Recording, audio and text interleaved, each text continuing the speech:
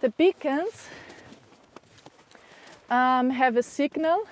The signal is going out like ears. So if you have it here, it makes like these ears. That's how the signal travels. Meaning, you need to know that, because if you're standing here and searching for someone, you might be very close, but you don't have a signal because you're just out of the ears.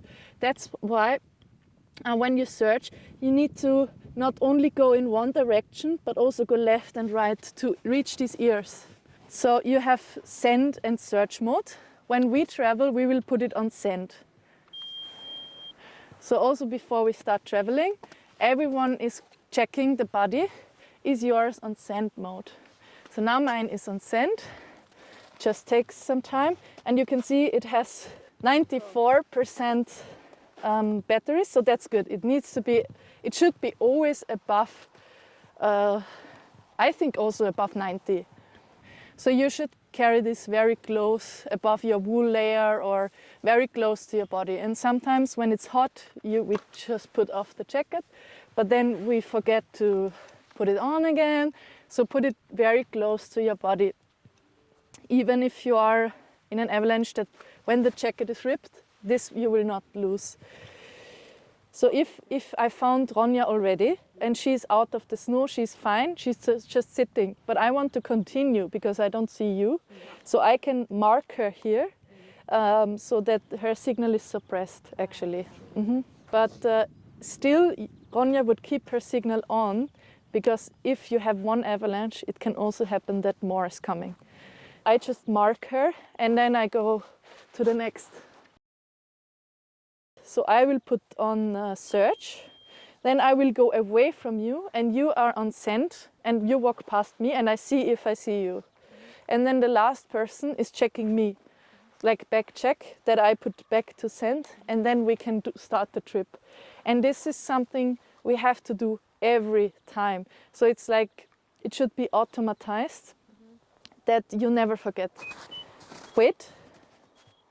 Yes, I have you, thanks. Yes, I have you.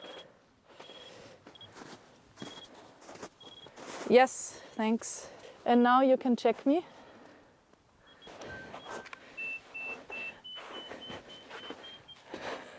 I have you. Yeah, okay, so you put it on send. And then we can start the trip. So when I am buried in an avalanche, I have a survival chance of 15 minutes, statistically. So it must be very fast. That's why it must be trained like every time. We need to know what we do, and we need to be aware how it works and how we work as a team. It's also good if one is the leader in this group, because it's very stressful and it's not a time to discuss things.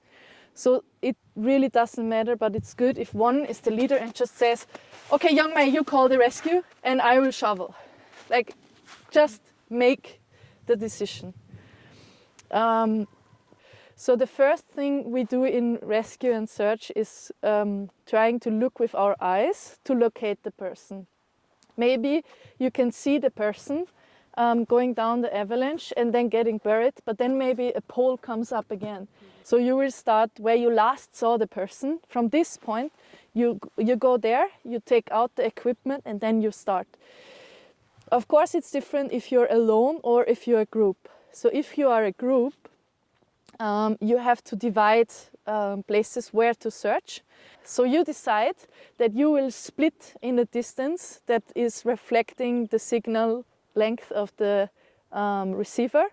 So you will spread out on the slope and ski down a little bit, like very slow.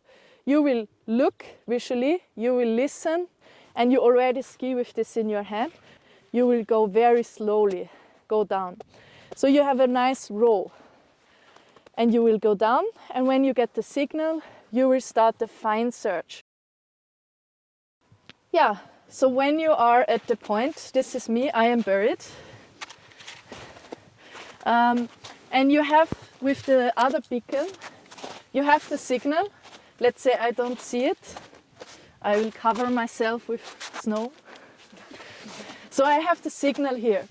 Then what I will do actually, I will I will mark this point where I have the signal, maybe with my glove. So I just put my glove where I got the closest signal here. To get the closest signal, actually, I need to make a cross because of the antenna length. When I have here 0.2, I will make a cross. So I will go down, up, and then left, right. And then it can be that actually here it's even closer. So here I go up, down, left, right. And when I have the biggest signal here, I will mark it with my glove. And then we have the probe, the probe for the fine search. So that really locates you. And then we start shoveling. So when you have the person located, you have like best way the head and the person is fine. You of course approach the person by talking, like, hi, are you fine? Okay, I'm conscious. You make sure that I have no snow in my mouth. I'm fine, I survived somehow. And then you have to be very careful because the person can have other injuries from the fall, and actually there can be also a shock. So even if some people have been buried, they are alive, and you take them out and then they die actually because of a shock. So you have to really be careful with these people and really be very slow and like treat them like a child. So they don't realize in this state of mind what they are in. So really treat them very like, hey, are you okay? We will just shovel you out now, relax, try to breathe slow. And maybe you can also decide that one will hold the head or like really be with the person to support them mentally. And the others are just freeing the person.